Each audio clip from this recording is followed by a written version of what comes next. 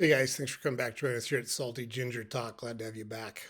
So today we're going to talk about how to be a more effective negotiator. So it's a subject that a lot of people are uncomfortable with. They don't like negotiating, and I've actually heard it's kind of funny. I've heard lots of people say, I've never negotiated before. I'm not a negotiator. I hate to break it to you, but if you're in any relationship, you have in fact negotiated plenty of things. And if you have children, you've negotiated probably daily. It's very funny because I've negotiated a lot of stuff in my career, big contracts, blah blah blah blah. But the guy I worked for, multi billionaire. I love that he used to say we all think we're great negotiators, and then we go home and we get out negotiated by our kids all the time. And he couldn't have been more right because you think about I don't care how hardline you are, or what a tough guy you are, a tough gal you are, whatever the case may be. We all cave when it's people we care about and when emotion gets involved in the negotiation. So we're going to talk about some of those things today, and I can share with you some of the things I've learned through trial and error. I've had a lot of professional negotiation training. Fortunate that I was exposed to some of the folks that train uh, Ivy League attorneys at law schools, corporate executives at Fortune 50 companies, blah, blah, blah. Point being, I've heard a lot of stuff. Some of it I put a lot of value in, some of it I don't put a lot of value in. And then I've learned what's worked for me over the years and how I find that I come to the best outcomes possible. And that's what I always try to think about when I'm going into a negotiation is what is the outcome I'm trying to achieve. That could be a financial outcome, it could be a personal outcome, it could be an emotional outcome. But I think it's important, first things first, to really understand what it is that you're trying to accomplish in your negotiation. So we'll dive in here and we'll talk about some stuff and be interested to hear what you have to say after you listen to the episode. So, first one's relationship building, right? It's pretty straightforward. You're going to be in a much better spot if you can build and develop a relationship with whoever you're negotiating with. That doesn't have to be some deep, long relationship where you stare into each other's eyes for hours and take long walks on the beach and talk about everything under the sun. It can be a transactional relationship, and that's fine too, because there's many instances where that works. It can be a professional relationship where you both get something out of it. Lots of ways to do it, but focusing on commonalities that you have with the other party or parties in a negotiation is terribly important. So, relationship building, I can't stress enough what an important one that is. Number two, preparation. You cannot be over prepared for a negotiation, in my opinion. It has been my experience that when you're in a negotiation, especially kind of a higher stakes negotiation that tends to wind up being a zero sum, one side wins, one side loses, the more prepared side almost always wins. You don't have to be even that persuasive or that good at your argument, but if you are logical and fact based and prepared for whatever objections the other side is going to bring up, all of which is a part of preparation, including knowing what they're trying to get out of the negotiation. It's funny, I took a class one time and there was a negotiation practice in that class, and there was a guy that he did not like me at all. I wasn't a big fan of his, but he clearly expressed his disdain openly towards me, which is fine. Lines over there, it's pretty long. There's plenty of people that don't like me, plenty of people that do, and that's fine too. Um, but we were in a mock negotiation, and the whole point of the negotiation was we both ran companies that needed these oranges from South America. What we didn't know is my company needed the peels for the oranges, and his company needed the fruit from the oranges. And so I started off by saying, "Hey, look, I know we've got our differences, but and sorry, so taking a step back, both companies had some life saving technology. One was a pharmaceutical company, and one was some type of food additive or something like that. They were both terribly important to mankind, and so it was important that we work this out. And so um, I started off saying, I know we've had our differences, but it's important for both of us to put those differences aside and come together. And so, anything we've done that has rubbed you the wrong way or upset you, we're sorry. Like, we didn't do it on purpose. We weren't trying to antagonize you. And we really want to get to a good outcome here because it's important to society that we get to a good outcome here. The guy just quit. You could see him deflate because I kind of took the wind out of his sails. He wanted to have all sorts of kind of vitriol towards me, and he couldn't do it after I had kind of deflated that at the beginning of the conversation. So I knew going in he didn't like me, and I diffused it right at the beginning. I wound up just killing him in the negotiation, but the teacher actually said, "Hey, he needed the pulp or the fruit, and you needed the rinds. That's what we were trying to get to." But he kind of worked him over. So okay, so active listening. That's another really, really important one. Too many times people want to talk to sound smart. They want to make their point. They want to win the argument. Never ever lose sight of what you're trying to accomplish in the negotiation. And I tell people a lot, many, many times in life, you have to decide if you want to be right or if you want to be successful. And there's instances where you get to be both, and those instances are great. Sometimes you don't get to be right and successful. Sometimes you have to pick. And there are times where it's more important to be right in your relationship, in your marriage. Can I win an argument? Sure. Do I want to win the argument? I do not. Whatever the case may be, if it's on morals, you're not going to bend your morals to win a negotiation, right? It's not the right way to go about it. So it's more important in those instances to be right. But I would argue that almost every other instance, being successful is way more important. And that's what I tell people to focus on. Who cares if you look bad? Who cares if the other side gets something that they want that you didn't want them to get? Like, who cares as long as you achieve the outcome that you achieve? And I always think about it. So, like, if I ran the table, what's everything I would get in this negotiation? If I got everything done that I wanted to, what would it look like coming out the backside? And then I kind of rank what's the most important thing to me? What can I not leave here without? What do I have to get done no matter what? And I rank those things down so that as I go through the negotiation, if I have to give a little bit, and I've heard it said two different ways, but it's the same concept. A good negotiation is where both sides leave happy or where both sides leave unhappy because they've gotten what they wanted or they've given up what they didn't mind giving up, however you think about it.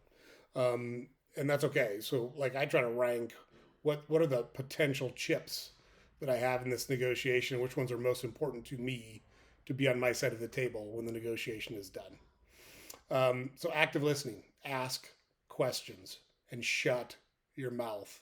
I cannot stress that enough. Where a lot of people go wrong in a negotiation is they talk too much. Not the way to win a negotiation. The way to win a negotiation is to gather information, make your arguments or your persuasive statements effective, concise, and surgical. By far the best approach. I know there's a lot of people that will try to browbeat you or use an emotional tactic. I've never found those to be very effective. Now, maybe, I've been accused of having two emotions, with one of them being hunger and one of them being anger. But I'm not a real emotional guy. And so, you don't pull on my heartstrings very much. But then go back to, like, my family can. My kids got a lot of shit they wanted that I probably would have been better off not giving to them or making them earn a different way. Because, all of us are soft somewhere. But active listening is very important. Ask questions and really and truly listen to what they say, how they say it, the words that they choose, because all of those can have clues on what they're thinking. And you want to think what they're thinking so that you can answer their questions, solve their problems, deliver solutions. And I tell people a lot in negotiation, let's not focus on positions, let's focus on solutions. I don't want to hear your position. I want solutions to the challenges that we're both here trying to overcome. Don't focus on positions, focus on solutions. Very important. Patience. Got to be patient. It would be great if you could get things done quickly. And I also tell people a lot, learn to take yes for an answer. So when you get yes, kill that point dead and move on. That's settled. We're not going to retrade that. We're not going to bring it back around. That point is settled. Move on. But a lot of times you have to be patient. And if somebody says something that you don't like or you can't accommodate, I really try to avoid using the word no. I'll say some version of no, but I won't say the actual word no. I think it's very important. Um, man, that's going to be a tough sell for me. Man, I don't think that's going to work in our current structure. I'm not sure if I can get my partners to sign off on that. Those are all versions of no without saying no. No is a very final statement, and it really kind of closes the door on conversation around that particular point. So you got to be patient. Um, the other one is time. Time as a way of changing things. You think about, so I'm 52. You think about what kind of person you are now and how you think about the world now versus even 10 years ago when you were 42, and then 20 years ago when you were 32, 30 years ago when you were 22. It's my old joke, right? I wish you'd have known me when I was 20 because I was so smart, I knew everything. And I've gotten a lot dumber over the years. I don't know nearly as much as I thought I did. And there's lots of smart people out there that will give me all sorts of information if I ask them questions and I shut my mouth. And so that's what I'll do in a lot of situations. So time is on your side. Let time pass. Don't be afraid of time. Don't be afraid of silence. Don't fall for arbitrary deadlines. We need to have this solved by 5 p.m. or else. What happens at 5 p.m.? Does the world come to an end? Why is 5 p.m. the deadline? Arbitrary deadlines or voluntary deadlines that are, like I call them, the PFA method, plucked from air. I instantly push back on those and say we're not working towards that. I'm not agreeing to that timeline. Like, that's not acceptable. You just made it up. We're not doing that. We're going to work the problems and deliver the best solution for the problems. If that takes us longer, it takes us longer. But you're not going to box me in with some arbitrary uh, deadline that doesn't mean anything. Um, so yeah, time and patience, very, very important. Silence too. Someone asks you a question, you don't have to answer it. Like, a lot of people think they have to answer a question simply because it was asked. I don't feel any pressure to answer it. I was at the front washing dishes at my sink one time, and the window at my sink looked out onto my driveway. And so I see a guy walk up, and he goes and knocks on the door. And it's clear he's selling something or he wants to talk to me about Jesus or whatever. I don't want to talk to him, so I just kept washing the dishes. And so he comes back over to the window where I'm standing washing the dishes. He goes like this to the door, and I go like this. Say, no, there's the driveway. You can use it. And so he goes, open the door. I want to talk to you. I said, use the driveway. I don't want to talk to you. He said, you're not going to open the door? I said, no, it's my house. Get off my porch. I don't want to talk to you. See you later. You don't have to answer questions. You absolutely are not required to answer questions in most instances. Now, you can come across as a real jerk sometimes in those situations, but there's perfect nothing wrong with too with saying, I've told people before, I don't want to answer that question, so I'm not going to. Just say it very matter of factly, unemotionally. I don't want to answer that question, so I'm not going to. Like, it really puts people off. They don't know what to do, and you don't wind up having to answer the question. So it's a great way to go. So that leads to communication, right? Just communicate openly. If you're upset about something, say you're upset about something. If something the other side is saying or doing, or the approach that they're taking is going to be problematic for you, bring it up. Just say so. Like, it's not rocket science. You don't have to suffer in silence. I tend not to show emotions. I tend not to talk a lot during a negotiation. I want to hear what the other side has to say. I want them to show as many cards as possible. And like price, I negotiated tons of stuff in my career. And when salespeople ask, what are you looking to pay? I always have the same response. If you let me choose the price, I'd like you to do it for free. That's literally what I tell them, because I'm not going to open with some arbitrary price. I don't know what your software should cost. I don't know what your service should cost. I don't need to tell you what my budget is. Your job is to tell me what your offering is.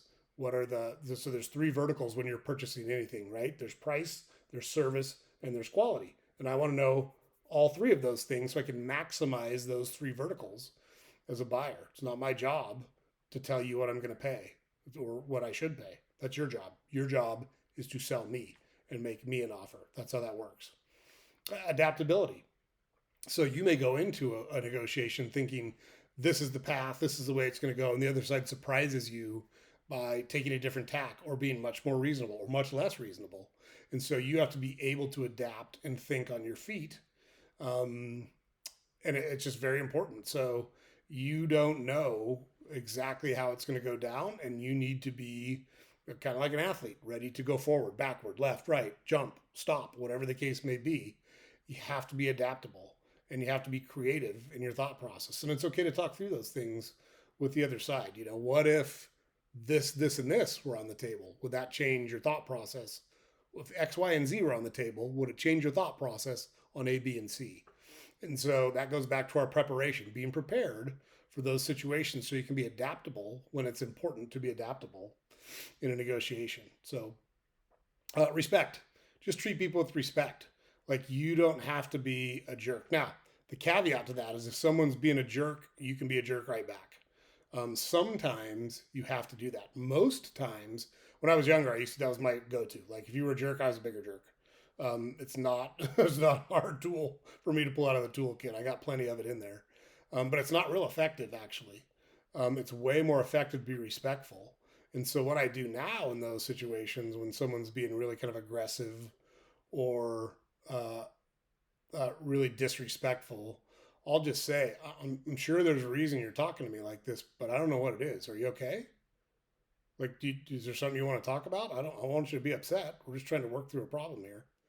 But you seem like really agitated. Like, it doesn't seem normal to me. It really kind of puts people back on their heels. And it's a much better way than, I used to tell people all the time when it gets into a contest of who can be a bigger asshole, I'm kind of undefeated. Like, I got a lot of that in my toolkit. But it's not, think back to, do you want to be right or do you want to be successful? Great, you won the argument, but you've alienated the other side and they don't want to engage with you anymore. And you've created more emotion and more vitriol when you could have created or dissipated and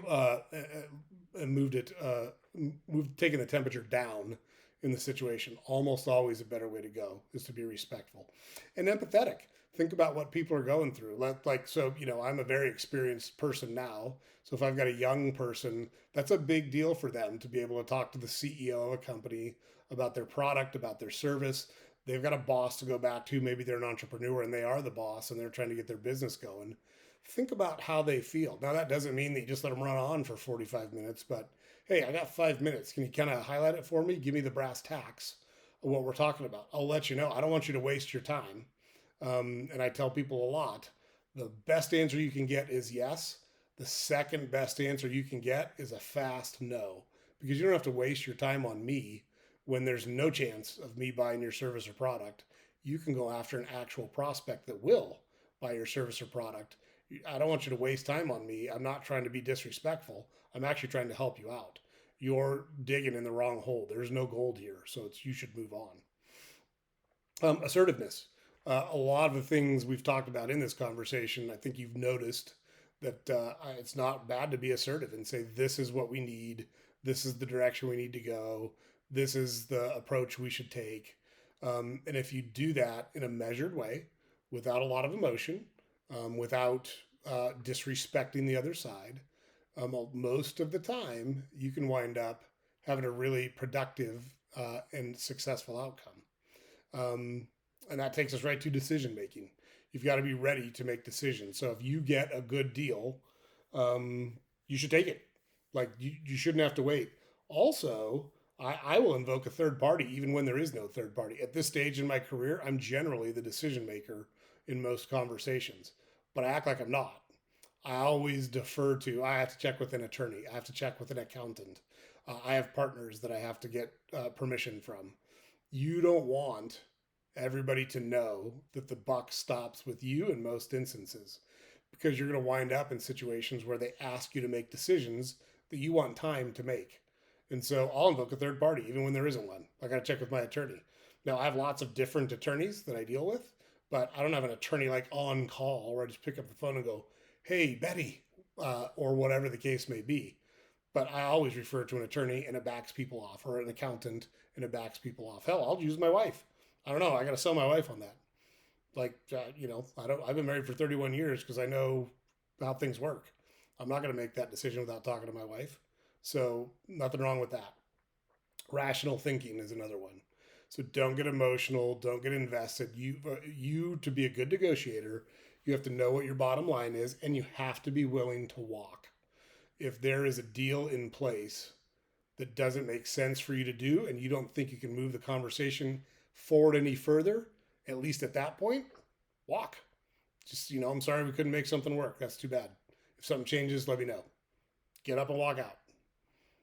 So you have to be rational. You can't sell the farm. You can't risk everything. You have to know what your bottom line is and stick to it. And that requires rational thinking.